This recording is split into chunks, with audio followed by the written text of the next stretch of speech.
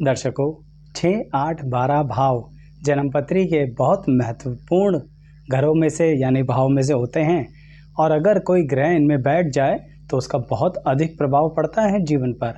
आज बात करेंगे कि अगर सूर्य ग्रह छठे या 8वें या 12वें भाव में आपके बैठे हैं तो क्या अंतर होता है इनके अंदर। इनके जो प्रभाव हमारे जीवन पर पड़ते हैं वो अलग अलग रहेंगे।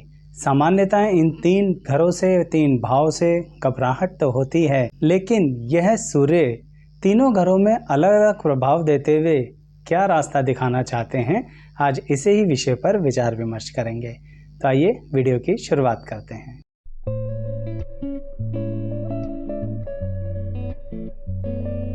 मैं एस्ट्रोलॉजर शैलेश जैन आपका हमारे चैनल पर स्वागत करता हूं। दर्शकों, अगर आपका सूर्य ग्रह छठे घर में बैठा है जन्मपत्री के, तो इसका मतलब ये है दर्शकों कि नौकरी के क्षेत्र में आपको शुरुआत में बहुत परेशानी देगा, क्योंकि छठा घर नौकरी से संबंधित भी तो होता है और जो हमारे शारीरिक क्षमताएं होती हैं उसको लेके बड़ा कॉम्पिटिटिव बना देता है हमें।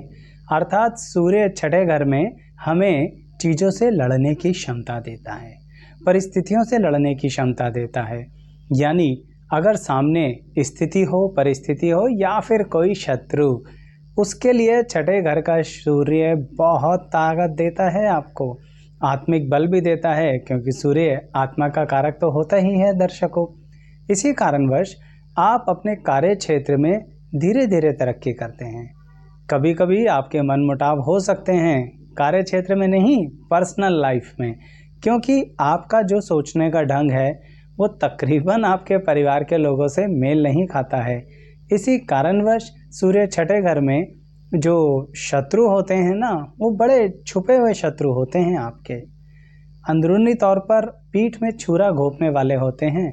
इसलिए छठे घर के सूर्य वालों को यही कहूँगा कि अपने आत्मबल के अनुसार बहुत अच्छे से आगे बढ़िएगा। आपको बहुत ज़्यादा सचेत रहना है, अलर्ट रहना है उन छुपे हुए शत्रुओं से, और अपने कार्य क्षेत्र में बढ़ोतरी करते रहिए, क्योंकि सामने से फेस टू फेस आकर तो कोई आपको बुरा नहीं कहेगा, लेकिन थोड़ा सा आपको अपनी वाणी को सरल करना होगा।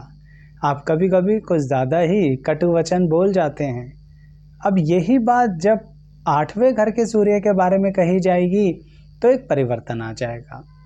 8वां घर देखा जाए तो दर्शकों बहुत ज़्यादा गहराई दिखाता है। इसका मतलब जब आपकी आत्मा का बल यानी सूर्य वहाँ बैठ गया तो वो बहुत गहरा कहीं चला जाएगा। ये कहीं जाने का क्या मतलब है? इसका मतलब ये है कि अपनी पूरी ज़िंदगी आप लोगों को चेक करते रहोगे, एनालाइज करते रहोगे, हर बात की गहराई में खो जाओगे, हर बात में अपना मन लगाने की कोशिश करोगे, हर बात को सीखने की कोशिश करोगे, बचपन से ही विभिन्नताओं में जीने की कोशिश करोगे। आपको एक जैसा जीना बुरा लगता है, यानी कि जीवन, अर्थात आप परिस्थितियां बदलते रहना चाहते हैं या फिर चीज़ों को बहुत परफेक्टली करना चाहते हैं। मतलब सूर्य अष्टम भाव में छठे घर से अलग क्यों होते हैं? वो इसलिए अलग फल देते हैं क्योंकि वहाँ पर आत्मबल लड़ने की शक्ति देता है, यहाँ पर आत्मबल समझने की शक्ति देता है। आप प्लानिंग बड़ी गुपचुप करोगे, अर्थात अगर कोई आपसे शत्रुता पाल रहा है तो आप उसे एहसास ही नहीं होने दोगे कि आपके मन में भी कुछ चल रहा है। ऐसी परिस्थितियों में 8वें घर का सूर्य बहुत दूर की प्लानिंग करा देता है, बहुत दूर के कॉन्टैक्ट्स बनवा देता है, और किसी भी नई जगह जाकर किस तरह से लोगों से जुड़ना है, ये तो कमाल है आपके अंदर। सामान्य तौर पर आप ज़्यादा बातचीत पसंद नहीं करते हर किसी से, सिर्फ अपनों से ही ज़्यादा बातें करते हैं। बाहर वालों से तो पूरा तोल मोल कर बोलते हैं, क्योंकि 8वें घर का सूर्य आपके आत्मा के अंदर ये डाल के रखता है, हर किसी पर विश्वास मत करो। हर कोई अपनी छुपी हुई महत्वाकांक्षाओं के कारण आपसे जुड़ा हुआ है। अब चाहे इसे आप साधारण तौर पर लालच ही समझ लो, यानी सामने वाले व्यक्ति का क्या लालच है आपसे, यह हर पल आप सोचते रहते हैं। इसी कारण छठे घर का सूर्य एक तरह का आपको डिटेक्टिव भी बना देता है, यानी हर चीज़ के बारे में ऐसा क्यों हो रहा है, किस लिए हो रहा है, ये ऐसा क्यों कर रहे हैं, कारण क्या है इसके पीछे। ज़रूर कुछ बात होगी तभी इन्होंने ऐसा बोला, ज़रूर कुछ बात होगी तभी इन्होंने ऐसा रिएक्ट किया। बिना आग के धुआं कहाँ उठता है। इसी फिलॉसफी पर चलते हैं 8वें घर के सूर्य वाले व्यक्ति। दर्शकों, 12वें घर में बैठा हुआ सूर्य इनसे बिल्कुल अलग प्रभाव देता है। बताता हूँ उसके बारे में, लेकिन यह कहूँगा कि हमारे चैनल पर आपने सब्सक्रिप्शन नहीं किया अभी तक, कीजिए ना। सिर्फ सब्सक्रिप्शन का यानी सब्सक्राइब का बटन ही तो प्रेस करना है। उसके बाद प्लेलिस्ट पे आइए। आपको कुछ प्लेलिस्ट तो ऐसी मिलेंगी जिसमें सिर्फ रोचक वीडियोस हैं, जिसके अंतर्गत ये वीडियो भी उसी प्लेलिस्ट की वीडियो में ऐड हो जाएगी। वहाँ पर बहुत सारी ऐसी बातें हैं वीडियोस के अंतर्गत, जिसके अंतर्गत अगर आपके कुछ डाउट्स हैं तो वो क्लियर हो जाएंगे। जैसे इस वीडियो में मैं पूरी कोशिश कर रहा हूँ कि 6, 8, 12 के सूर्य का अंतर समझाऊँ। 6ठे का सूर्य आत्मबल में क्षमताएं बढ़ाता है। 8वें का सूर्य आत्मबल को गुपचुप रखता है। 12वें का सूर्य क्या करता है, फैल जाता है। कैसे फैल जाता है, अपनी रोशनी रोकना ही नहीं चाहता। 12वें घर में बैठा हुआ सूर्य कुछ रखता ही नहीं है अपने मन के अंदर, अपनी आत्मा के अंदर। जैसा आप अंदर से वैसा आप बाहर से, यानी अपनी बातें सामने वाले को बता देता है, सामने वाले की बातें आराम से सुन लेता है, सामने वाले की सहायता करने को हर पल तैयार रहता है। और जैसा कि ये मोक्ष का कारक भी माना गया है, क्या 12वां घर, यहाँ बैठा हुआ सूर्य ना दर्शकों, आपको मोक्ष, गृहस्थी, समाज सेवा इनसे ऐसा जोड़ के रखता है जिसके कारणवश बड़े अच्छे से आप अपनी ज़िंदगी में शांति प्रिय तरह से अंदरूनी तौर पर रहते हैं। आपने देखा होगा कुछ लोग ऊपर ऊपर से बड़े बेचैन रहते हैं, हर पल कुछ ना कुछ करते रहना चाहते हैं। ऐसे व्यक्तियों का 12वें घर में सूर्य नहीं होता।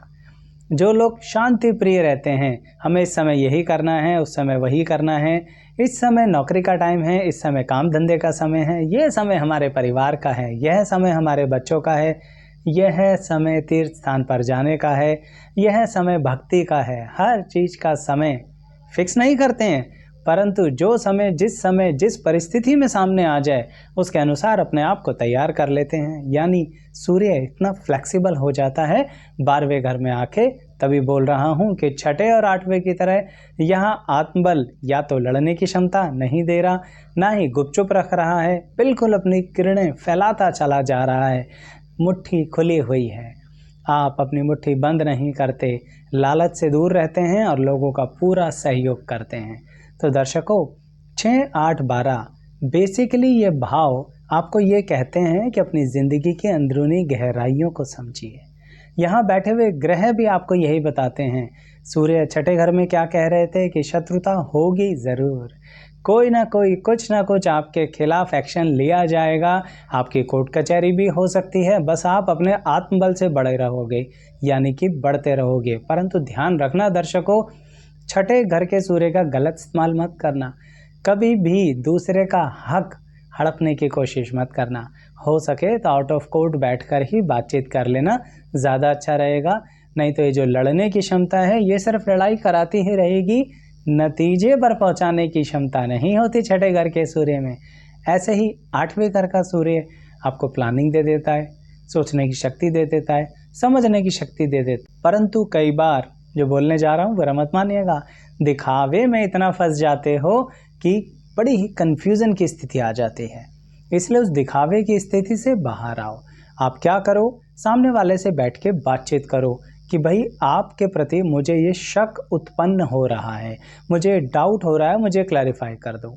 देखिए दर्शकों, 8वें घर का सूर्य आपको ये क्षमता दे रहा है कि आप बात को समझ पाएंगे। सामने वाला खुले दिल से जब सच बोलेगा आप समझ जाएंगे, और अगर वो डिप्लोमेसी करेगा तो भी आप समझ जाएंगे, क्योंकि यही तो सूर्य है जो मैग्नेट की तरह ताकत दे रहा है चीज़ों को अपनी तरफ खींचने की और फिर उसमें प्योरिटी लाने की। और 12वें घर का सूर्य क्या कह रहा है, अपने मन से जियो, अपनी आत्मा से जियो। पैसा तो कमा ही लोगे, लेकिन थोड़ा सा मुट्ठी बंद कर लो तो अच्छा है, क्योंकि यहाँ मुट्ठी आपकी खुली रहती है।